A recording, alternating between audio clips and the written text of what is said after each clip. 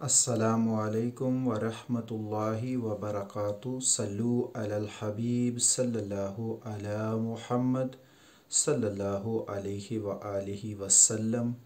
रज़ाए इलाही channel में आप सबको खुश आमदीद कहते हैं। अल्लाह अज़्ज़ा वजल से दुआ है कि अल्लाह अज़्ज़ा वजल आप सब पर अपना ख़ास करम फ़रमाए, दोनों जहानों की भलाइयाँ अता फ़रमाए, खुशियाँ अता फ़रमाए, हर दुख और तकलीफ़ से महफूज रखे। अल्लाह अज़्ज़ा वजल बे औलादों को नेक और साले औलाद अता फ़रमाए, बेरोज़गारों को अच्छे से अच्छा रोज़गार अता फ़रमाए, और जो बीमार हैं अल्लाह अज़्ज़ा वजल उनको सेहत कामिला आजिला अता फ़रमाए। अल्लाह अज़्ज़ा वजल आप सब की तमाम जायज़ दिली ख्वाहिशों को पूरा फ़रमाए और आपकी हर ख्वाहिश और हर तमन्ना को अल्लाह अज़्ज़ा वजल अपनी शान के मुताबिक पूरा फ़रमाए। आज की हमारी वीडियो का टॉपिक है कि परदेस उस एसार और क़ुरबानी का नाम है जिसमें एक इंसान अपने रिश्तेदारों बहन भाइयों की खुशियों की खातिर अपना सब कुछ लुटा देता है, हत्ता कि अपने वक़्त एक वक़्त का खाना दो वक़्त का खाना भी कुर्बान कर देता है अपने घर वालों की खातिर। आज हम बात करेंगे परदेस में इंसान कैसे ज़िंदगी गुजारता है और पाकिस्तान में जो लोग मौजूद हैं उनको परदेस में आना चाहिए या नहीं आना चाहिए, और अगर आना चाहिए तो उनको परदेस की तमाम हकीकतों का पता होना चाहिए कि परदेस में क्या होता है, ताकि वो ज़हनी तौर पर तैयार हों। बात शुरू करने से पहले सबसे पहले ये बात ज़हन में रख लीजिएगा कि दुनिया में कोई भी इंसान है तो उसके लिए अगर अज़ीज़ वतन है तो वही वतन है जिससे वो ताल्लुक़ रखता है। हमारा ताल्लुक़ अगर पाकिस्तान से है और पाकिस्तान हमारे लिए हमारी दिल और जान और रूह है। पाकिस्तान जैसा मुल्क आपको दुनिया में कहीं नहीं मिलेगा। कभी भी अपने वतन की बुराई के बारे में ना सोचें। जहाँ भी रह रहे हों अपने वतन का नाम रोशन करने की ज़रूर कोशिश किया करें, क्योंकि इस वतन ने आपको नाम दिया है, इस वतन ने आपको शनाख्त दी है। अगर आप ये जानना चाहते हैं कि बंदा के पास अगर कोई वतन ना हो तो क्या उसके साथ पेश होता है, आप मकबूजा कश्मीर में देख सकते हैं। दुनिया में और बहुत से ऐसे लोग हैं, ममालिक हैं जो आज़ाद नहीं हैं, और वहाँ के जो बशिंदे हैं उनके ऊपर क्या बीतती है ये आप अच्छी तरीके से देख सकते हैं। इसलिए हमेशा अपने सर को फ़ख्र के साथ बुलंद रखना चाहिए कि हम पाकिस्तानी हैं, पाकिस्तान हमारा वतन है और हम इसकी शान हैं और ये हमारी शान है। जो भी जिस मुल्क से ताल्लुक़ रखता हो उसको अपने मुल्क की लिए और मुल्क की सरबुलंदी के लिए हमेशा अपनी जान भी कुर्बान कर देनी चाहिए वक़्त अगर इसकी ज़रूरत हो तो। परदेस जो है ये एक बहुत ही मुश्किल काम है, और सबसे बड़ा मुश्किल काम तो होता है अपने घर को छोड़ना, चाहे वो कोई परिंदा हो, चाहे वो ब्याह कर जाने वाली एक बेटी हो, चाहे एक बेटा हो जो परदेस में निकल रहा हो। अगर आपने परदेस की सूरत हाल को देखना हो तो सबसे पहले उस बेटी पर नज़र दौड़ाएं जो शादी करने के बाद बेगाने घरों में जाती है, सास ससुर की बातें सुनती है, खामद की बातें सुनती है, और उसके साथ कितनी ज़्यादतियाँ होती हैं। वो लिहाफ में सर दे के रोती रहती है, लेकिन अपने पीछे वालों को नहीं बताती, कि पीछे वालों को यही कहती है कि मैं बहुत खुश हूँ, मेरे ससुराल बहुत अच्छे हैं, मेरा खामद बहुत अच्छा है। ये है परदेस। इसी तरह एक परदेसी जब परदेस में जाता है तो वो भी अपनी तमाम परेशानियों को छुपा लेता है और वो कहता है कि मैं खुश हूँ। बस उसकी एक ही ख्वाहिश होती है कि उसकी माएँ, उसकी बहनें, उसकी बेटियाँ, उसके अज़ीज़ व क़ारब जो हैं वो खुश रहें। सबसे पहले ये बात आप ज़हन में रख लीजिएगा कि आप किसी भी मुल्क में जाना चाहते हैं तो किसी भी मुल्क में जाने को आप सेलेक्ट करते हैं तो आपको उसके बारे में इल्म होना चाहिए। आप वहाँ लीगल तरीके से जाएं और आप ये देख लें कि वहाँ आपके जाने में आपका कितना फ़ायदा है और कितना नुकसान है। ये बाज़ बच्चे जो हैं वो वालिदैन को बहुत ज़्यादा तंग करते हैं कि हमने बाहर ही जाना है, हमने बाहर ही जाना है।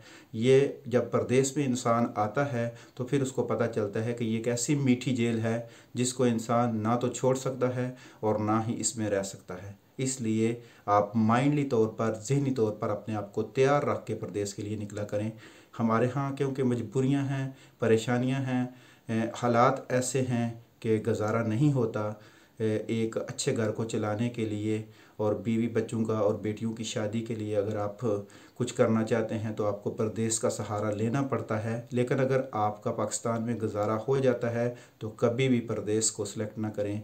ये एक बहुत ही दुख दास्तान वाली बात है।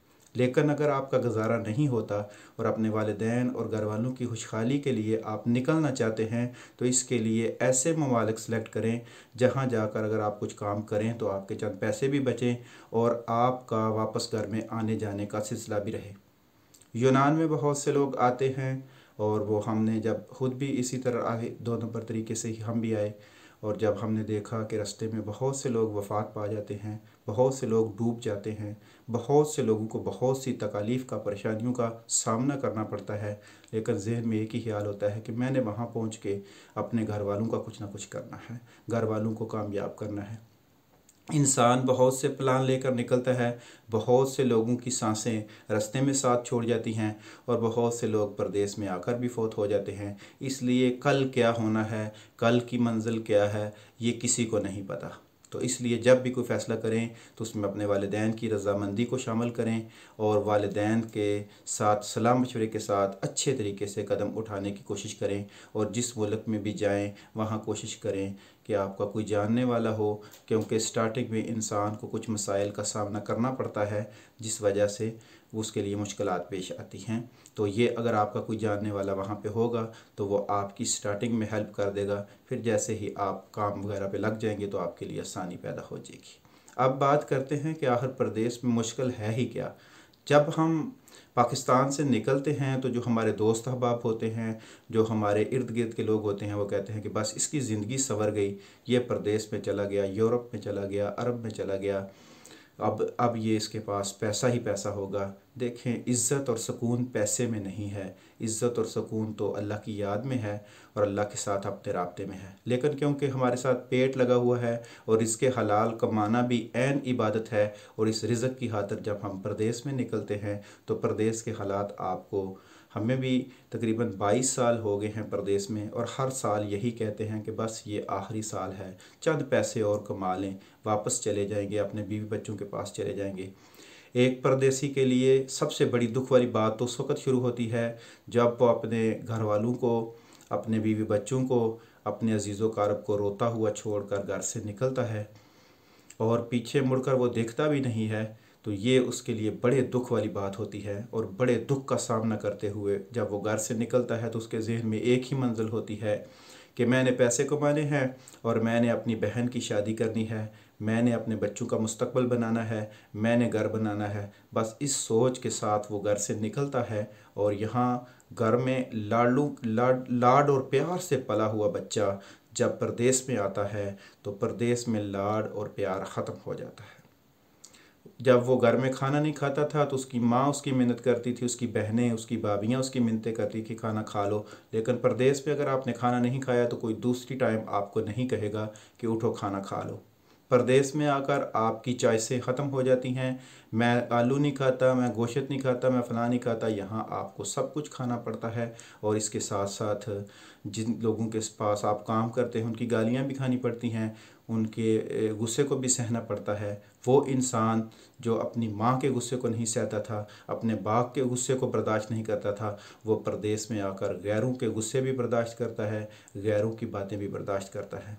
प्रदेश में, अरब ममालिक में बहुत सख्त गर्मी है और सख्त गर्मी में हमारे भाई पूरी दिन और रात मजदूरी करते हैं ताकि हमारे घर वाले खुशहाल रहें, ताकि उनको उनकी खुशियाँ जो हैं वो बहाल रहें और उनके बच्चे अच्छे स्कूलों में पढ़ें और उनके जो वालिदैन हैं वो अच्छे हॉस्पिटल में उनका इलाज हो। इस मेहनत और लगन में 24-24 घंटे ड्यूटियाँ, 12 घंटे ड्यूटियाँ, दिन रात एक कर देना। हत्ता कि बाज़ दफ़ा तो ऐसा भी होता है कि बंदा कहता है चलो मैंने कल खाना खा लिया था, आज नहीं खाता, कोई मसला नहीं है, 4 पैसे बच जाए मैं अपने घर वालों को भेज दूँ। परदेश के साथ और बहुत से मामलात हैं कि जिन कमरों में हम रहते हैं वहाँ 4-4, 5-5 लोग एक एक कमरे में रहते हैं। इंसान इतना मजबूर हो जाता है बाज़ दफ़ा, और मजबूरी की तो हद उस वक़्त होती है जब इंसान किसी खुशी और गमी में शामिल नहीं हो सकता, घर में नहीं जा सकता। तो ये भी एक उसके लिए जब वो खून के आंसू होता है और जब जिनकी माएँ ज़िंदा होती हैं, जब माँ कहती है कि बेटे हमें या तो तेरे पैसों की ज़रूरत नहीं है, एक दफ़ा आके मिल जा, और इंसान के पास या तो बाज़ दफ़ा पेपर नहीं होते, बाज़ दफ़ा किसी वजह से वो नहीं मिल पाने जा सकता, तो ये भी उसके लिए खून के आंसू होता है। और वो इंसान जब परदेश में होता है तो उसको बहुत सी चीज़ों का सामना करना पड़ता है। यहाँ आपने अपने बर्तन खुद धोने हैं, यहाँ आपने अपना खाना खुद पकाना है, यहाँ आपने सफाई खुद करनी है। वो इंसान और वो मर्द जो पाकिस्तान में अपनी शान को घटियापन समझता है कि अगर वो घर का कोई काम करे, परदेश में आके गुसलखाने साफ़ करने पड़ते हैं, बिस्तरे साफ़ करने पड़ते हैं, कपड़े धोने पड़ते हैं, और बहुत से गैर लोगों की, गैर मुसलमानों की और ऐसे लोगों की मजदूरियां करनी पड़ती हैं जो हम सोच भी नहीं सकते। तो इसलिए एक परदेसी की ज़िंदगी जो है वो यही है कि बस वो चाहता है कि उसके घर वाले खुश रहें, उसके बीवी बच्चे खुश रहें, उसके रिश्तेदार खुश रहें, वो किसी की मदद कर दे, अच्छा घर बना ले, अपनी बेटियों की शादी अच्छे घरानों में कर ले। इसी ख्वाहिश में निकला हुआ इंसान बाज़ दफ़ा टूटा हारा, बाज़ दफ़ा तो ऐसा होता है कि परदेश से इंसान की लाश की जाती है, ज़िंदा वो जा ही नहीं पाता। तो बहुत से हादसात ऐसे भी हुए हैं कि लोग प्रदेश में आए, मज़दूरी की, यहीं फ़ौत हो गए, और कुछ अरब ममालिक में फ़ौत हो जाते हैं, लाश तक भी पाकिस्तान में नहीं जाती। तो परदेशियों के मामलात जो हैं वो बड़े सख्त हैं। इसलिए जब भी आप बाहर आने का सोचें, आउट ऑफ कंट्री जाने का सोचें, तो उसकी सिर्फ खुशहालियाँ ना देखें, अब सिर्फ वो एक माह ना देखें जब एक बैरून मुल्क में रहने वाला शख्स पाकिस्तान में आता है तो नए कपड़े पहन के नई मोटरसाइकिल ले लेता है या नई गाड़ी लेकर वो एक महीना खुशहाल ज़िंदगी गुजारता है। बस इसको वो एक महीना ना देखें, इसके पीछे छुपे हुए उसके वो साल देखें, इसके पीछे छुपे हुए उसके वो आंसू देखें, इसके पीछे छुपे हुए उसकी वो भूख देखें जो उसने घर वालों को खुश करने के लिए जो की। तो इसलिए कोशिश किया करें कि जितने भी लोग प्रदेश में हैं उनके साथ अच्छा बिहेवियर करें, उनके साथ अच्छा तावन करें। बहुत से लोग होते हैं वो समझते हैं कि प्रदेश वाले मगरूर हो गए हैं, अब वो मुझे फ़ोन भी नहीं करता, अब तो वो मुझसे रब्ता ही नहीं करता कि कहीं पैसे ना मांग लूँ। ऐसी बात नहीं है। परदेश में तो आपको फ़ोन करने का भी मौका नहीं मिलता। यहाँ पे जो लोग काम करते हैं उनको मालिक फ़ोन करने ही नहीं देते। वो कहते हैं फ़ोन करना है तो वापस चले जाओ, यहाँ काम करने आए हो या बीवी से बातें करने आए हो। तो इसलिए यहाँ परदेश में जब आएँ तो मुश्किलात को अपने जहन में रखें कि मैंने इन इन प्रॉब्लम्स को फेस करना है परदेश में जाके, ताकि ये ना हो कि आप घर से तो निकलें लेकिन जब परदेश में आएँ तो इन तकालीफ़ को देखें तो फिर आप रोएं। क्योंकि बहुत सी माएँ बहनें अपना जेवर बेच कर आपको बेचती हैं। जेवर को बेच कर या गहने रख कर या ज़मीन बेच कर वालिदैन अपने बच्चों के मुस्तकबिल के लिए, उनकी खुशहाली के लिए उनको परदेश में भेजते हैं। और यहाँ बाज़ दफ़ा तो ऐसा भी होता है कि परदेश में आकर कुछ लोग ख़राब हो जाते हैं, शराब के नशे में लग जाते हैं, अपने घर वालों को भूल जाते हैं। तो ये दोनों तरफ में बाज़ दफ़ा फ़ाल्ट आ जाता है। तो इसलिए एहतियात करनी चाहिए ज़िंदगी के हर मामले में। और वह परदेश पे अगर कोई आ गया है और अगर वो अच्छा इंसान है तो उसके अपने पाँव हमेशा याद रखने चाहिए, अपने घर वालों को याद रखना चाहिए कि वो उन्होंने किस हालत में उसको भेजा, किस मकसद के लिए भेजा। अपने मकसद को कभी भी ना भूलें और अपने घर वालों की तकालीफ़ को ज़हन में रखें कि उन्होंने किस हाल में आपको भेजा और किस ख्वाहिश के तहत भेजा। तो इसलिए कोशिश करें कि उनकी ख्वाहिशात पर पूरा उतरें। और जो घर वाले हैं, जो पाकिस्तान वाले हैं, इंडिया वाले हैं, जहाँ के भी उनका बेटा अगर परदेश में है तो उनसे भी इल्तिजा है कि अपने बेटे से ज़्यादा डिमांड्स ना किया करें। बाज़ दफ़ा आपकी डिमांड्स पूरी करने के लिए उसको रोटी तक छोड़नी पड़ती है। वो जब बाज़ार में जाता है तो कुछ चीज़ ख़रीदने को दिल करता है तो वो कहता है रहने दो, मैंने क्या ख़रीदनी है, ये मेरा बेटा ख़रीद लेगा, मेरा बेटा नए कपड़े पहन लेगा, मेरा बेटा नया मोबाइल ले लेगा। तो इसलिए कोशिश करें कि प्रदेश वालों के साथ अच्छे तावन के साथ पेश आया करें। जब प्रदेश वाला घर में कॉल करता है तो घर वाले अगर उसको 400-500 प्रॉब्लम सुनाना शुरू कर दें, ये हो गया, वो हो गया, फलां ने ये कहा, तो वो बेचारा तो मालिकों की बातें सुन सुन कर, जिनके पास काम करता है उनकी बातें सुन सुन कर रो रहा होता है। घर में तो वो कॉल करता है सुकून हासिल करने के लिए, अपने बीवी बच्चों से, अपने वालिदैन से वो बात करता है ताकि कुछ खुशी की बातें मिल जाएँ, कुछ उसके दिल को सुकून मिल जाए। तो वो भी अगर घर वाले भी उससे गर्म लहजे में, सख्त लहजे में बात करेंगे तो वो बेचारा क्या करेगा, टूट जाएगा। आखिर इंसान है तो कहीं ऐसा ना हो कि वो ऐसा टूटे कि आपका बच्चा फिर कभी आपको मिल ना सके। इसलिए आप लोग भी उनके साथ अच्छा तावन किया करें। परदेश में बाज़ दफ़ा इंसान फ़ोन नहीं कर पाता, बाज़ दफ़ा बहुत सी प्रॉब्लम्स का सामना करना पड़ता है, तो इसलिए परदेश वालों का ज़रूर साथ दिया करें, उनकी हिम्मत को बढ़ाते रहा करें और उनसे जो डिमांड्स हैं, उनसे जो आप लोगों की डिमांड्स हैं वो इस लेवल की रखा करें कि वो आपका बच्चा कहीं आपकी डिमांड पूरी करते करते अपनी सेहत से ना हाथ गवा बैठे, माजूर ना हो जाए, दिमागी तौर पर डिप्रेशन का शिकार ना हो जाए। इसलिए आप अपने बच्चों का साथ दें ताकि वो प्रदेश में अच्छी ज़िंदगी गुजार के आपके लिए खुशहाली लेकर आएँ। प्रदेश नाम है उस कुर्बानी का, इस इसार का, जिसमें इंसान अपने घर वालों की खुशी के लिए, अपने रिश्तेदारों की खुशी के लिए अपने 2 वक़्त के खाने को भी कुर्बान कर देता है, अपने जूती कपड़े को भी कुर्बान कर देता है। तो इसलिए आप लोगों से इल्तिजा है, आप लोगों से हाथ जोड़ के इल्तिजा है, प्रदेश वालों के साथ अच्छा तावन करें और प्रदेश वालों से भी इल्तिजा है कि अपने घर को कभी ना भूलें, यहाँ पे आसाइशों में ना पड़ें, क्योंकि यहाँ अगर इंसान आसाइशों में पड़ जाता है तो फिर घर वाले जिन्होंने इतनी उम्मीदें लगाई होती हैं उनकी उम्मीदें टूट जाती हैं। तो इसलिए हम सबसे गुजारिश करते हैं कि एक दूसरे के साथ तावन करें, एक दूसरे की हिम्मत को बढ़ाएं और प्यार और मोहब्बत के साथ इस परदेसी के रिश्ते को साथ लेकर चलें। परदेश में वो तकलीफ़ और वो दुख, हम खुद इन तकलीफ़ों से गुज़रे हैं कि आपकी वालिदा का, आपके वालिद का, आपके चचा का इंतकाल हो जाता है, हम नहीं पहुंच पाते क्योंकि यहाँ छुट्टी नहीं मिलती, यहाँ पेपर्स की प्रॉब्लम है। तो जब हम नहीं पहुंच पाते तो वो एक परदेसी पर क्या बीतती है ये वही जानता है जिसके ऊपर बीतती है। तो इसलिए खुशियों और गमियों में तो शामिल नहीं हो सकते, लेकिन आप अपने परदेसी लोगों को कोशिश किया करें कि अपने फ़ोन से अपनी बात, जब उनसे बात करें तो अपनी तकलीफ़ें उनके सामने रखने की बजाय ऐसी बातें किया करें कि उनको खुशी मिले, उनको सुकून मिले। जब जो 10-15 मिनट घर बात करते हैं वो उनको घर से सुकून की हवाएं मिलें, ठंडी हवाएं मिलें, ताकि वो परदेश में और जोश और जज्बे के साथ मज़दूरी कर सकें। अल्लाह अज़्ज़ा वजल से दुआ है कि अल्लाह अज़्ज़ा वजल जितने भी लोग परदेश में रहते हैं और परदेश में मज़दूरी कर रहे हैं, खैर व आफ़ियत के साथ उनको अपने घर वालों से मुलाकात करवाए, ज़िंदा घर जाएं, कभी भी किसी परदेसी की लाश ना जाए।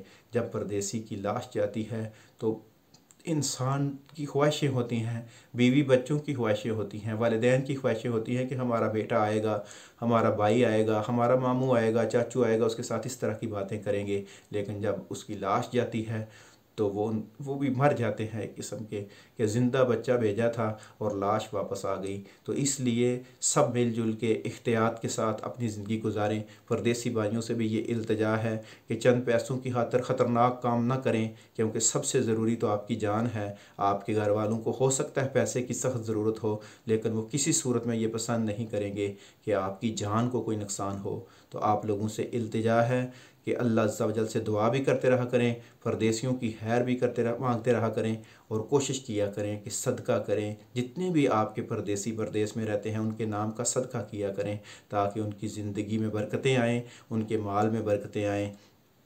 अल्लाह अज़्ज़ा वजल से दुआ है कि अल्लाह अज़्ज़ा वजल तमाम परदेसियों पर अपना ख़ास करम फरमाए, और जो परदेसी किसी भी मुश्किल में है, अल्लाह अज़्ज़ा वजल नबी करीम सल्लल्लाहु अलैहि वसल्लम के वसीले के सदक़े उन परदेसियों की तमाम परेशानियां दूर फरमा दे, और उनके जितने भी पेपर्स वगैरह के मसाइल हैं, काम के मसाइल हैं, किसी भी मसले में अगर वो गिरे हुए हैं तो अल्लाह अज़्ज़ा वजल अपने खसूसी करम और खसूसी फ़ज़ल से उन पर अपना ख़ास करम फरमा दे, और जिनके पास रोज़गार नहीं है उनको रोज़गार मिल जाए और सब अपने घरों में हैरी हैरी खुशी खुशी वापस जाएं और अपने वालिदैन, भाई बहनों और बच्चों के साथ खुशी खुशी रहें। अल्लाह अज़्ज़ा वजल से दुआ है कि अल्लाह अज़्ज़ा वजल ऐसे हालात पैदा कर दे, ऐसे हमारे मुल्क के हालात हो जाएं कि हम जो परदेसी हैं अपने मुल्क में जाकर आसानी के साथ ज़िंदगी गुजार सकें। अल्लाह अज़्ज़ा वजल आप सब पर भी अपना ख़ास करम फरमाए।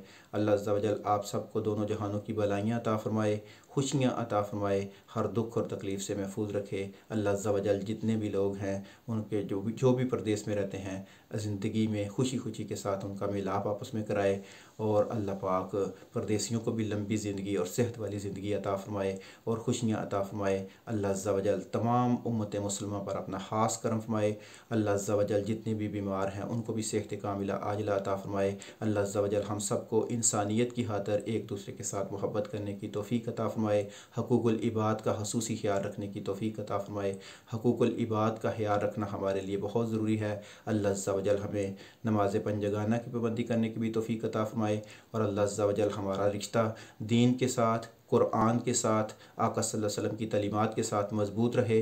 अपने वालिदैन को हमेशा याद रखें, अपने वालिदैन की खिदमत करें। जिनके ज़िंदा हैं वो उनकी खिदमत करके जन्नत हासिल कर लें और जिनके इस दुनिया से चले गए हैं वो उनके लिए रोज़ाना की बेस पे इसारे सवाब किया करें, सदका करें, अपने माल को बढ़ाएं, अपनी सेहत को बढ़ाएं। अल्लाह अज़्ज़ा वजल आप सबका हामी और नासर हो। अल्लाह अज़्ज़ा वजल हम सबको माफ़ भी फरमा दे और अल्लाह अज़्ज़ा वजल हम सबको जिस तरह हम इस दुनिया में इकट्ठे हैं जन्नत में भी अल्लाह अज़्ज़ा वजल हम सबको इकट्ठा रखे। अस्सलामु अलैकुम व रहमतुल्लाहि व बरकातुहू।